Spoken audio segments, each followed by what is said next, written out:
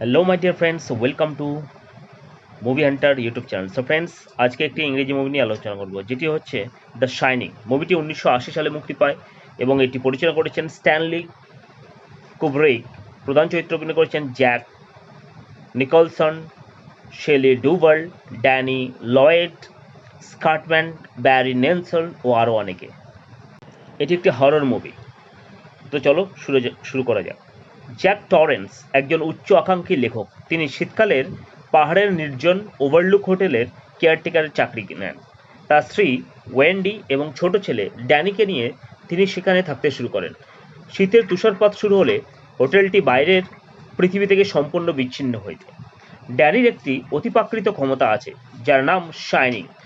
এই ক্ষমতার মাধ্যমে সে মানুষের মনের কথা বুঝতে পারে এবং ভবিষ্যতের ভয়ঙ্কর ঘটনার আভাস দেখতে পায়। হোটেলের রাঁধুনি ডিক হলোরানো একই ক্ষমতার অধিকারী এবং ড্যানিকে সতর্ক করেন যে হোটেলে কিছু জায়গায় অশুভ শক্তি উপস্থিত রয়েছে। হোটেলে থাকার কিছুদিন পর থেকে অদ্ভুত ঘটনা ঘটতে শুরু করে।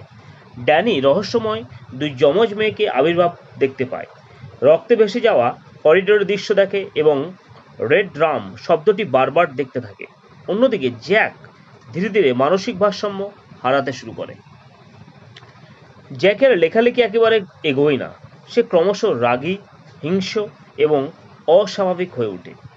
একদিন সে হোটেলের ফাঁকা বলরুমে গিয়ে কল্পনায় পুরনো সময়ের অতিথি ও বারটেন্ডারের সঙ্গে কথা বলতে শুরু করে। ধীরে ধীরে বোঝা যায় হোটেলের অশুভ আত্মাগুলো জ্যাককে প্রভাবিত করছে।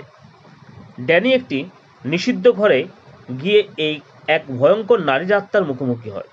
পরে ওয়েন্ডি তার ছেলের গলায় আঘাতের চিহ্ন দেখে জ্যাককে সন্দেহ করতে শুরু করে, কিন্তু জ্যাক দাবি করে সে কিছুই জানে না। হোটেলের আত্মারা জ্যাককে বিশ্বাস করায় যে তার পরিবারই তার ব্যর্থতার কারণ। সে কুঠার হাতে স্ত্রী ও ছেলেকে হত্যা করার সিদ্ধান্ত নেয়। ওয়েন্ডি যখন জ্যাকের টাইপ করা পাণ্ডুলিপি দেখতে চায়, তখন সে আবিষ্কার করে সেখানে একটি বাক্য হাজার হাজার বার লেখা আছে, all work and no play makes Jack a dull boy. এতে সে বুঝতে পারে জ্যাক সম্পূর্ণ উন্মাদ হয়ে গেছে। জ্যাক কুঠার নিয়ে ওয়েন্ডিকে আক্রমণ করে।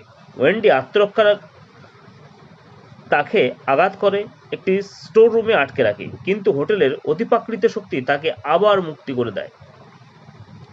এদিকে ড্যানি টেলিপ্যাথের মাধ্যমে ডিক হলোরানকে সাহায্যের সংকেত পাঠায়। অনেক দূর থেকে ডিক হোটেলে পৌঁছালে জ্যাক তাকে হত্যা করে। এরপর জ্যাক তার ছেলে ড্যানিকে তুষারে ঢাকা গোলকধাঁধায় তাড়া করে। বুদ্ধিমান ড্যানি নিজের পায়ের ছাপ মুছে ফেলে বাবাকে বিভ্রান্ত করে পালিয়ে যায়। ওয়েন্ডি ড্যানিকে নিয়ে স্লেমোবাইলে পালিয়ে যেতে সক্ষম হয়। জ্যাক গোলকধাঁধার মধ্যে পথ হারিয়ে প্রচণ্ড ঠান্ডায় জমে মারা যায়। চলচ্চিত্রটির শেষ দৃশ্যে একটি রহস্যময় পুরনো ছবিতে জ্যাককে 1921 সালের একটি পার্টির অতিথি হিসাবে দেখা যায়।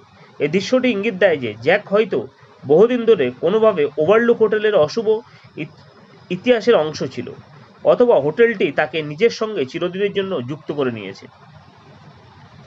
এই চলচ্চিত্রটি অতিপ্রাকৃত ভয়ের পাশাপাশি মানুষের মানসিক ভাঙন, একাকিত্ব, আসক্তি এবং পারিবারিক সংহিতার বিষয়গুলো গভীরভাবে তুলে ধরে।